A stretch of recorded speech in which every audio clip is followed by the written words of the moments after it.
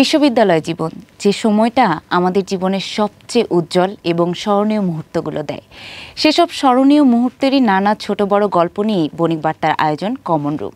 দেশের উচ্চশিক্ষা ও গবেষণায় কৃতিত্ব রেখে চলেছে ইউনাইটেড ইন্টারন্যাশনাল ইউনিভার্সিটির মার্স রোভার টিম। 2022 সাল থেকে যুক্তরাষ্ট্রের মার্স সোসাইটি কর্তৃক আয়োজিত ইউনিভার্সিটি রোভার চ্যালেঞ্জে টানা 4 বছর ধরে এশিয়ার সেরা দল হিসেবে নিজেদের অবস্থান ধরে রেখেছে ইউআইইউ এর এই মার্স রোভার টিম। এবং বিশ্ববিদ্যালয় পর্যায়ের সবচেয়ে মর্যাদাপূর্ণ এ প্রতিযোগিতায় 2025 সালেও সায়েন্স মিশনে পূর্ণ অর্থাৎ 100-তে 100 স্কোর করেছেন তারা। এশিয়ার হয়ে সেরা বিজ্ঞান দলের স্বীকৃতিও কিন্তু অর্জন করেছে ইউআইইউ এর এই মার্স রোভার দল। তাদের এই বিশেষ উদ্ভাবনের গল্পই আজকে জানবো বণিক বার্তার কমন রুমে। আজকের কমন রুমে আমাদের অতিথি হিসেবে আছেন ইউনাইটেড ইন্টারন্যাশনাল ইউনিভার্সিটির সিএসসি বিভাগের প্রভাষক মিস্টার আবিদ হোসেন। তিনি একই সাথে ইউআইইউ এর মার্স রোভার যে টিমটি আছে সেই টিমের মেন্টর হিসেবে আছেন।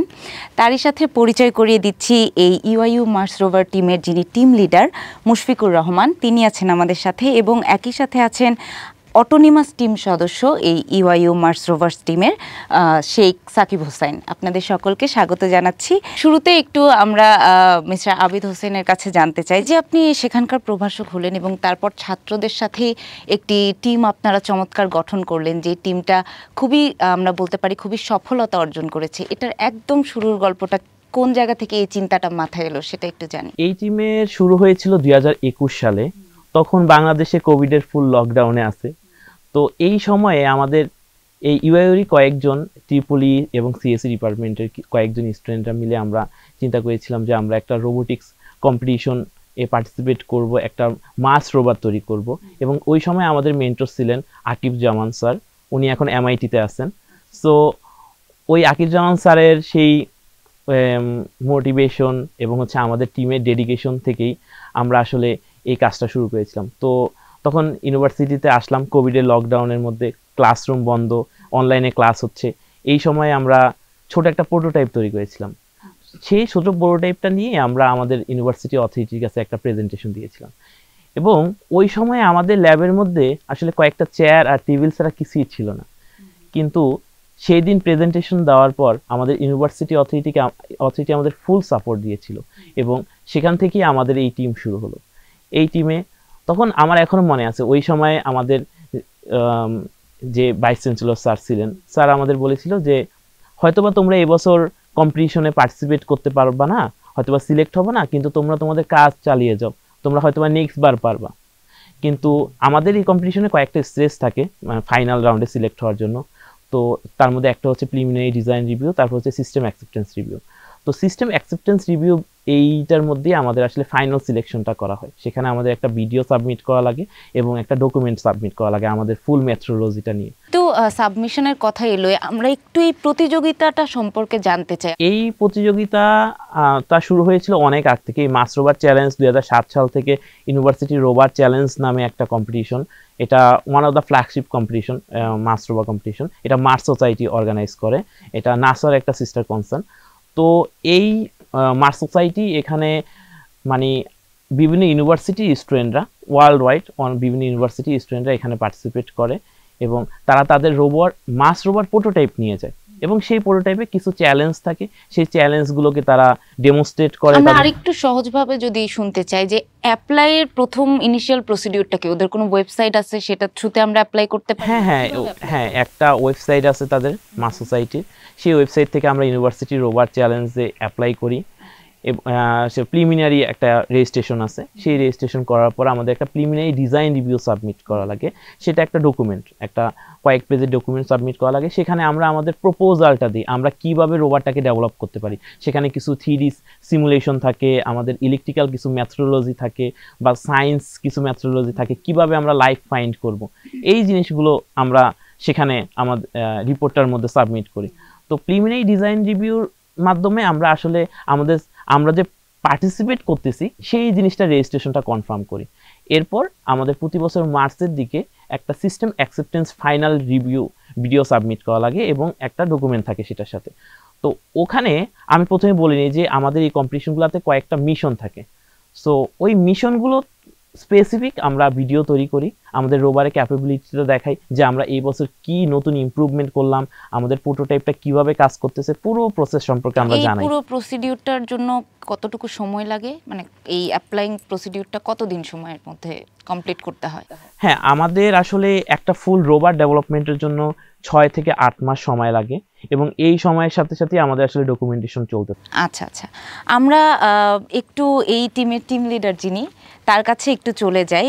প্রথমেই কংগ্রাচুলেশনস আপনারা, এবং যেটা যুক্তরাষ্ট্রের এই যে কম্পিটিশনটা সেখানে 6ষ্ঠ স্থান অধিকার করেছে, এবং তারই সাথে যেটা আমি জানি যে বেস্ট সায়েন্স টিম হিসেবে পুরস্কার আপনারা পেয়েছেন, সেটার জন্য অনেক অনেক শুভকামনা জানিয়ে শুরু করছি। গবেষণার ক্ষেত্রে আমাদের যে বিশ্ববিদ্যালয়গুলো আছে, এই বিশ্ববিদ্যালয়গুলোতে ছাত্রছাত্রীরা বেশিরভাগ সময় বলেন যে গবেষণা বান্ধব নয় আমাদের বিশ্ববিদ্যালয়গুলো, যথেষ্ট ইকুইপমেন্ট নেই, পরিবেশ নেই, সেরকম রিসার্চের জন্য যেই ধরনের দরকার আমাদের পরিবেশ সেটা নেই। যেহেতু আপনারা এই গবেষণার সাথে জড়িত ছিলেন, আপনারা ছাত্র সেখানকার, আপনারা যদি একটু বলতেন যে মানে কি কি ধরনের চ্যালেঞ্জের মুখোমুখি আপনাদের হতে হয়েছে দেশে রোবটটা বানানোর ক্ষেত্রে। এই ক্ষেত্রে আমি বলবো যে আমাদের ইউনিভার্সিটিতে যেই সকল ফ্যাসিলিটির দরকার একটা রোবট বিল্ড আপ করতে বা অন্য ধরনের রিসার্চ করতে, সেই ফ্যাসিলিটির দিক দিয়ে প্রথমে যদি বলি, আমাদের ইউনিভার্সিটিতে কোনো মেকানিক্যাল ইঞ্জিনিয়ারিং ডিপার্টমেন্ট নাই।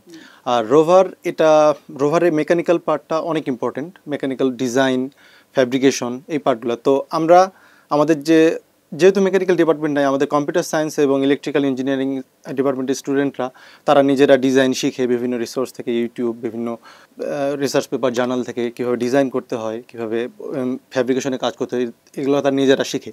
এবং কিছু ফ্যাব্রিকেশনের কাজ আমরা লোকালি কোনো ওয়ার্কশপ থেকে করাই। তো এই বিষয়গুলো অনেক বেশি চ্যালেঞ্জিং। যেমন আমাদের ডিজাইন করে সেই ডিজাইন অনুযায়ী কোনো একটা জিনিসকে কাটার জন্য যে মেশিন প্রয়োজন হয়, অর্থাৎ সিএনসি রাউটার মেশিন, তো এই মেশিনটা আমাদের নেই, এটার দাম প্রায় কয়েক কোটি টাকা। তো এইরকম ফ্যাসিলিটিগুলোর অভাবে আমরা সবসময় পড়ি। তো এই ফ্যাসিলিটিগুলো না থাকার পরেও আমরা আমাদের সর্বোচ্চটুকু চেষ্টা করে যতটুকু করতে পারছি এই পর্যন্ত, সেটা করে আজকে আমরা এই জায়গায় আর কি। যেহেতু আপনি বলছিলেন যে তৈরি করার ক্ষেত্রে অনেক ধরনের জিনিসের প্রয়োজন হয়, আপনারা যেই রোবটটি সম্প্রতি তৈরি করেছেন, সেই রোবটটির ক্ষেত্রে যে সরঞ্জামগুলো ব্যবহার করা হয়েছে সেগুলো কি কোথাও থেকে আপনারা ইম্পোর্ট করিয়েছেন নাকি নিজেরা সকল সরঞ্জাম তৈরি করেছেন? আমাদের বডি স্ট্রাকচার যদি আমি কথা বলি, আমরা বডি স্ট্রাকচার কার্বন ফাইবার দেশে কোথাও পাওয়া পসিবল না। কার্বন ফাইবার আমাদেরকে চায়না থেকে ইম্পোর্ট করতে হয়। এবং আরও কিছু ইলেকট্রনিক ডিভাইস আছে, সফিস্টিকেটেড ইলেকট্রনিক ডিভাইস, কিছু স্পেশাল ক্যামেরা আছে, সেই ক্যামেরাগুলো দেশে পাওয়া পসিবল না। তো এই প্রোডাক্টগুলো আসতে গেলে কিন্তু সময়ের প্রয়োজন হয়। মোটামুটি 1 মাসের মতো সময় লাগে একটা প্রোডাক্ট আসতে। তো অনেক সময় এমন হয় যে, কিছু রিসেন্ট একটা ঘটনা বলি, আমরা একটা ক্যামেরা অর্ডার দিয়েছিলাম, বাট ওটার তারা প্যাক করে দিয়েছে সব কিছু ঠিকঠাক, একটা কেবল যেটা আমাদের দরকার সেই কেবলটা দিইনি। সো আমরা ক্যামেরাটা চালাতে পারতেছি না। এখন এটাকে আমরা আবার রিটার্ন করলাম, আবার আসবে। তো এই যে ডিলেটা তৈরি হলো, আমাদের কিন্তু কম্পিটিশন সামনে চলে আসতেছে। আমরা অলরেডি আমাদের ডেভেলপমেন্টের কাজ শুরু করে দিয়েছি, এবং এমনও হয় যে আমাদের এক্সাম টাইমে পড়ে যাচ্ছে বা আমাদের ক্লাস টাইমে পড়ে যাচ্ছে। ওই সময় সব কিছু এক সাইডে রেখে আমাদের কম্পিটিশনকে প্রায়োরিটি দিতে হয় অনেক সময়। তো এই বিষয়গুলো অনেক বেশি চ্যালেঞ্জিং। কম্পোনেন্ট সোর্সিং, সেই কম্পোনেন্ট ইমপ্লিমেন্ট করা, আবার দেশে দেখা যায় যে অফ দ্য শেলফ কোনো জিনিস দিয়ে, অর্থাৎ যেটা আমাদের হাতের কাছে আছে সেটা দিয়ে হচ্ছে না। কম্পিটিশন ক্রাইটেরিয়া এমনভাবে চেঞ্জ করলো যে এই জিনিসটাকে শুরু থেকে একবার স্ক্র্যাচ থেকে ডিজাইন করতে হবে। তো এই জিনিসগুলো অনেক বেশি চ্যালেঞ্জিং হয়ে যায় তখন। দেশের চ্যালেঞ্জের কথা আমরা শুনলাম, আমরা একটু মিস্টার সাকিবের কাছে যেতে চাই যে রোবটটা তো তৈরি হয়ে গেল এবং সেটা আপনারা সাবমিট করলেন, সেটা অ্যাকসেপ্টেড হলো। এরপর যখন গেলেন সেখানে এত বড় একটা প্রজেক্ট নিয়ে, যখন আপনারা এতগুলো বিশ্বব্যাপী ইউনিভার্সিটির ছেলেমেয়েদের সাথে একটা প্রতিযোগিতা করতে গিয়েছেন, সেখানেও নিশ্চয়ই অনেক কিছু ফেস করতে হয়েছে, নিশ্চয়ই একটু টেনশন কাজ করছিল। সেখানে কি কি ফেস করতে হয়েছে, কি ধরনের জটিলতা তৈরি হয়েছে? সবচেয়ে বড় জটিলতাটা হলো যে ওখানে যে থাকাটা, ওখানে গিয়ে কাজ করাটা, এইটা অনেক, মানে সব থেকে বড় জটিলতা এইটাই যে আমি নতুন একটা জায়গায় গেছি যেখানে আমি কোনোদিনও যাই না, দেশের বাইরে। ওই জায়গায় যে আমি থাকতেছি, প্লাস ওখানে কাজ করতেছি। ধরেন ওখানে তো আমরা কোনো একটা মোটেলেই থাকবো, তো মোটেলে এটা একটা রোবট, বড় রোবট। তো আপনি এটাকে অ্যাসেম্বল করবেন, শব্দ হবে না, আপনি একটা স্ক্রু ড্রাইভার, মানে স্বয়ংক্রিয় স্ক্রু ড্রাইভার চালাচ্ছেন, সো এটা একটা সাউন্ড আছে। আমাদের এরকম হয়েছে যে 2023-24 আমাদের ইউএসএতে আমাদের ওই মোটেল থেকে বের করে দিছে। এখন বুঝতে পারতেছেন, এইটা একটা চ্যালেঞ্জ, যে কাজ করাটা একটা চ্যালেঞ্জ। শুধুমাত্র আপনাদের ক্ষেত্রে না, অন্যরা যারা গিয়েছেন নট রিয়েলি। এখানে গত বছর রাত 9:30টার সময় আমাকে আর আমার এক টিমমেটকে পুলিশ তার ভ্যানে করে নিয়ে গেছে একটা মরুভূমির মাঝখানে, যে তোমরা এই জায়গায় গিয়ে টেস্ট করতে পারবা। তো তার কাছে একটা ওই যে AR গান ছিল, মানে ইউএস এর আর্মিদের কাছে যেই অ্যাকচুয়ালি যেই গানটা থাকে না, AR-15 বলে আই থিঙ্ক, AR-15, হ্যাঁ। সো ওই গানটা ছিল, ওইটা দেখে সত্য কথা বলতে আমি ভয়ে, আমার মনে হচ্ছে যে ও আমাকে এই মরুভূমির মাঝখানে আনছে, হয়তোবা বলতেছে তোমরা সামনে যাও, সামনে যেয়ে দেখো। আমি ভাবছি যে হয়তোবা শুট করবে, আমার পা পুরা মানে নাম হয়ে গেছে, মানে সত্য কথা বলছি যে আমি এই ভয় ক্ষেত্রে পেয়েছি। যে সংস্থাটি থেকে এই প্রতিযোগিতা হচ্ছে তাদের তো আসলে এই সবকিছু টেক কেয়ার করার কথা। আমরা যেই জায়গাটায় কম্পিটিশনটা করি সেটা হলো একটা রেস্ট্রিক্টেড এরিয়া। ইভেন নাসার যেই রোভারগুলো আছে ওইগুলার টেস্টিং ওইখানে হয়। আপনারা যদি গুগলে সার্চ করেন মার্স রিসার্চ ডেজার্ট স্টেশন, আপনারা যদি গুগলও সার্চ করেন আপনি দেখবেন ওই জায়গার ভৌগোলিক অবস্থাটা পুরা দেখতে মার্সের মতো। তো আপনি কি চাবেন যে এখানে সবার জন্য উন্মুক্ত করে দেওয়া হোক? আর সবাই যদি যায় ওই জায়গাটা তো ওরকম থাকবে না। সো ওটা রেস্ট্রিক্টেড এরিয়া, ওই জায়গায় আমাদের থাকার কোনো অপশন নাই, মানে তারা চাইলেও করতে পারবে না। আচ্ছা, এইটা তাদের দিক থেকে লিমিটেশন। তো এই যে থাকার একটা ইস্যু, তারপর কাজ করার একটা ইস্যু, আরো বড় ইস্যু যেটা হলো আমি তো দেশ থেকে যাচ্ছি এয়ারে, বাই এয়ার যাচ্ছি, তো আমার তো একটা নির্দিষ্ট একটা লাগেজের ওয়েট আছে, এর বেশি তো নিতে পারবো না।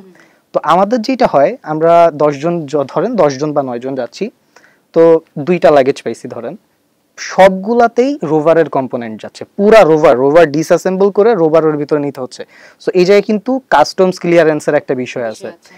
সিকিউরিটি বাংলাদেশের, আমরা এয়ারপোর্টে যখনই ঢুকি আমাদের ওখানে আটকায়, প্রতিবার আটকায়, দেখে বলে এইটা কি, মানে মানে তারপর অফিসাররা আসে, পুলিশ টুলিশ আসে। সো প্রথম আমি প্রথমবার যখন যাই কম্পিটিশনে, আমি প্রথমবার ভয় পেয়েছি, পরের বার থেকে আর ভয় পাই না। ইটস মানে কি বলবো যে একটা নর্মাল জিনিস হয়ে গেছে। এখনো আমরা আসলে সেভাবে হয়তো অভ্যস্ত হয়ে উঠিনি বিষয়টাতে, কিন্তু যেহেতু মঙ্গল গ্রহ নিয়ে কথা বলছিলেন, আমরা একটু মিস্টার আবিদ হোসেনের কাছে জানতে চাই যে মঙ্গল গ্রহে আসলে রোবট কেন পাঠাবো আমরা, মানে রোবটের মঙ্গল গ্রহে কাজটা কি, বা মানে পৃথিবীর জন্য এটা কিভাবে উপকারী হতে পারে? আমরা স্পেস রিসার্চ করি হচ্ছে কয়েকটা রিজনের জন্য। প্রথমত হচ্ছে যে আমাদের পৃথিবীটা কিভাবে তৈরি হলো, এবং হচ্ছে আউটার যেই প্ল্যানেট গুলো আছে সেগুলা কিভাবে তৈরি হলো, এবং তারা কি আসলেই প্রাণ বসবাসের উপযুক্ত কিনা, এটা একটা মেজর পয়েন্ট। তো মার্সের মতো যে গ্রহগুলো আছে, বিশেষ করে মার্সে, আসলে আমাদের কাছেই মার্স, সেখানে আমরা রোভার পাঠাই, ল্যান্ডার পাঠাই, এইটা চেক করার জন্য সেখানে আসলে প্রাণ আছে কিনা, যদি প্রাণ থাকে তাহলে, বা প্রাণ বসবাসের উপযুক্ত কিনা।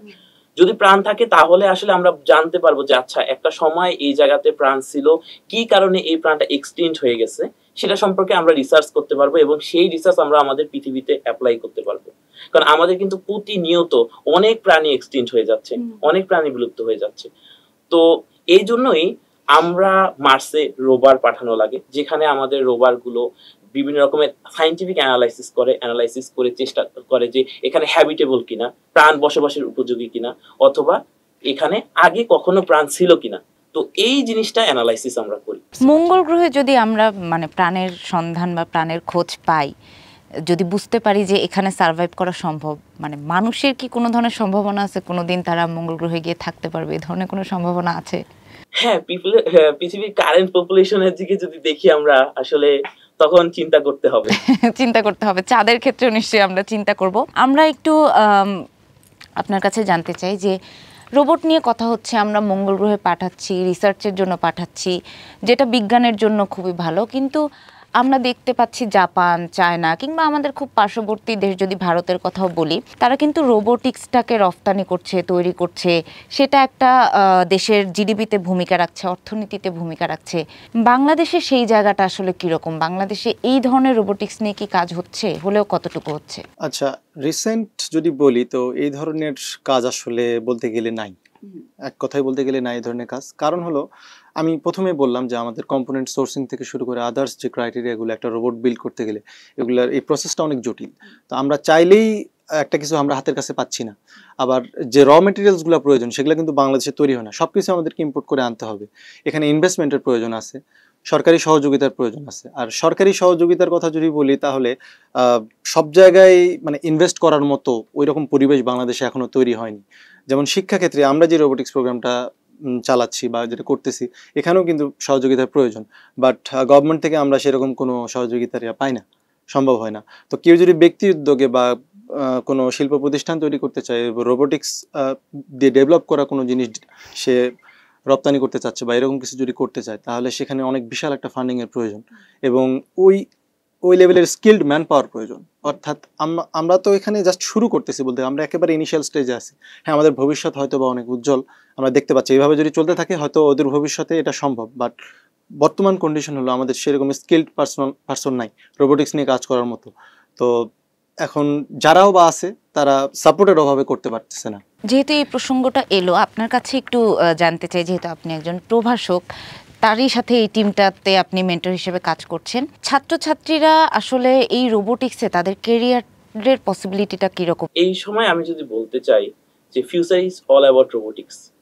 তো আমরা বাংলাদেশে যে কারেন্ট যে স্টেট আছে, এখন আমাদের ডেভেলপমেন্টের জন্য রোবোটিক্সের দিকে যেতেই হবে, রোবোটিক্স অ্যান্ড এআই দিকে যেতে হবে। কারেন্ট এরাটাই হচ্ছে AI, and future era is AI and robotics.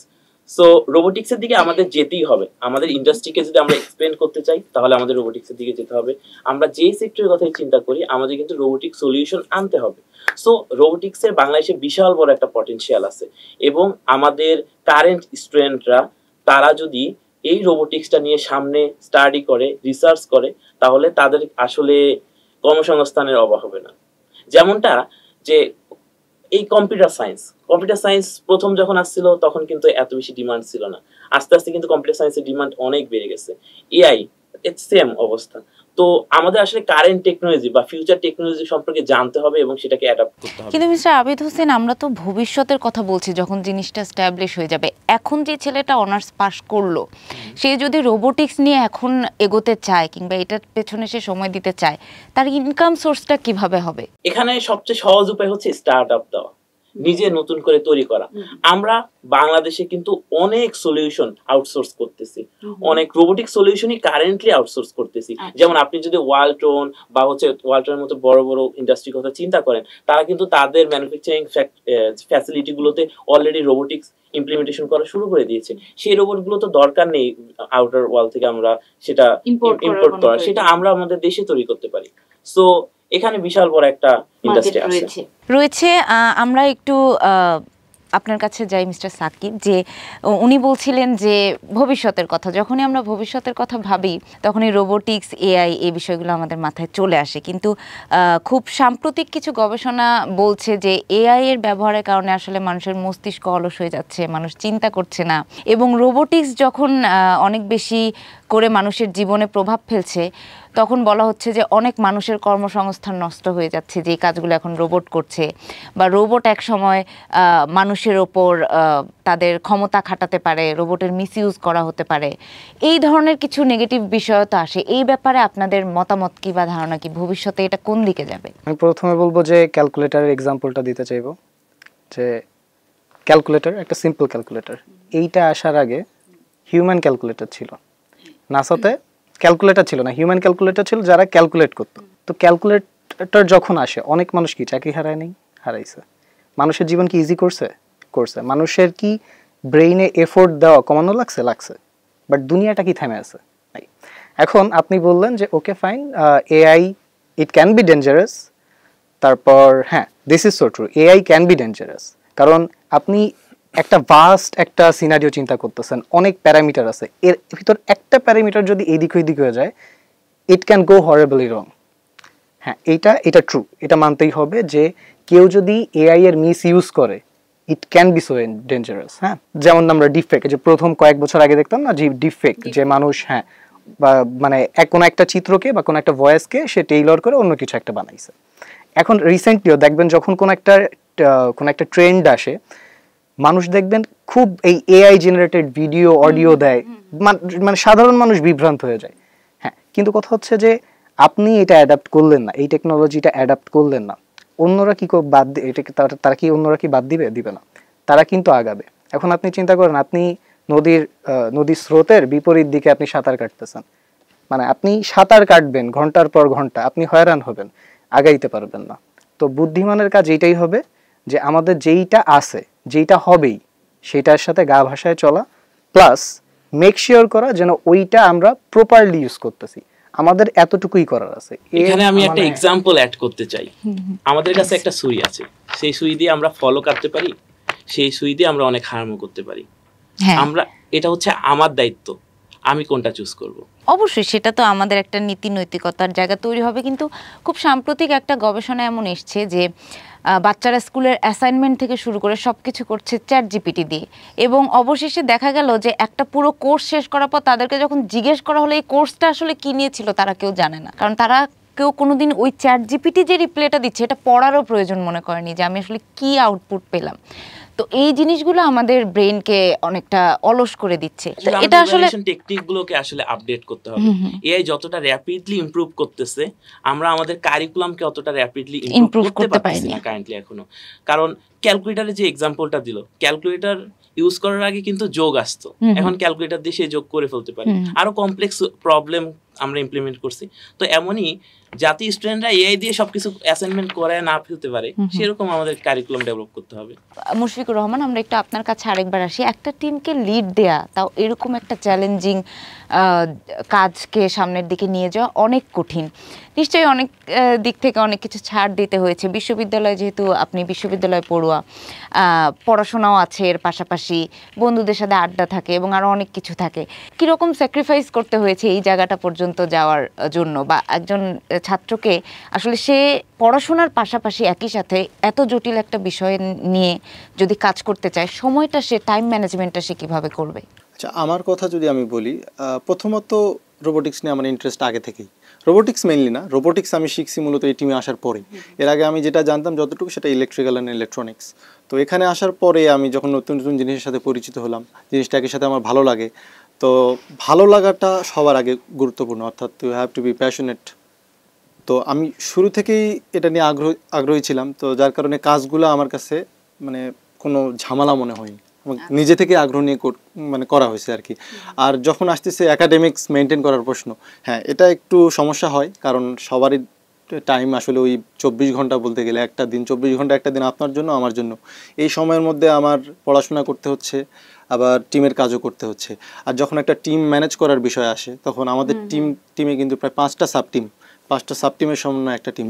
কতজন সদস্য মোট? অলমোস্ট কারেন্ট টিম মেম্বার হলো 40 জন। এখন এবার নতুন আমরা ইন্টার্ন মেম্বার হিসেবে নিয়েছি, অর্থাৎ পরবর্তী বছরের জন্য প্রায় 60+ মেম্বার। তো অনেক জনের কাজ আর কি, সবার কাজকে প্রপারলি এক্সিকিউট করা, অর্থাৎ প্রত্যেকটা টিম একটা আরেকটার সাথে ইন্টারকানেক্টেড। কারো কাজ যদি না হয়, কোনো একটা টিমের কাজ যদি না হয়, আরেকটা কাজ বসে থাকবে। লাইক এক্সাম্পল যদি দেই, আমি যদি ইলেকট্রিক্যাল টিম যদি কাজ না করতে পারে, অটোনোমাস টিম হয়তো বা তাদের কাজ শুরু করতে পারবে না। আবার মেকানিক্যাল টিম যদি বডি ফিক্স না করে দেয়, তাহলে আমি ইলেকট্রিক্যালে কোনো কাজ সেখানে করতে পারবো না। প্রত্যেকটা টিম একটা আরেকটার উপরে ডিপেন্ডেন্ট। তো এগুলা ম্যানেজ করা মেইন চ্যালেঞ্জ বলতে গেলে। সবার সময় আছে, সবার ক্লাস আছে, সবার পার্সোনাল লাইফ আছে, সব কিছু মেনটেন করে সবার কাজগুলোকে অ্যাকুমুলেট করেই কিন্তু রোভার টিম।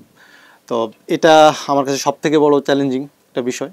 আবার প্লাস আমার নিজের যেটা ছিল আর কি, আমি নিজে সারাদিন পড়াশোনা করব, কাজ করব। তো এরকম ক্ষেত্রে আমি দেখছি যে আমরা রাতের বেলা কাজ করতাম সারা রাত। আমাদের ইউনিভার্সিটিতে আমাদের থাকার অ্যাক্সেস আছে, তো আমরা সব টিম মেম্বাররা হয়তো দিনের বেলা পড়াশোনা করি বা রোভার টেস্ট করি, আর আমাদের যে কাজ, মেজর কাজগুলো থাকে, আমরা রাতের বেলা রুমে থেকে রাতে কাজগুলো করি। নিশ্চয়ই মানে যদি ইচ্ছে থাকে, বিষয়টা হচ্ছে আগ্রহের। যার আগ্রহ আছে সে নিশ্চয়ই সময়টাকে সেভাবে ম্যানেজ করবে। আমরা প্রায় শেষের দিকে চলে এসেছি। আমরা একটু মিস্টার আবিদ হোসেনের কাছে জানতে চাই যে ভালো ছাত্র বা যার সিজিপিএ একটু খারাপ বা ভালো, এটা দিয়েই তো আমরা আসলে ভালো ছাত্র কিংবা খারাপ ছাত্রটাকে বিচার করে থাকি। তো এই যে এক্সট্রা কারিকুলাম ওয়ার্ক, এটা করার জন্য সিজিপিএতে যখন ইফেক্ট পড়ে, সেই ক্ষেত্রে মানে সেই জিনিসটাকে আপনি কিভাবে দেখবেন বা ছাত্রদেরকে কিভাবে এক্সপ্লেইন করবেন?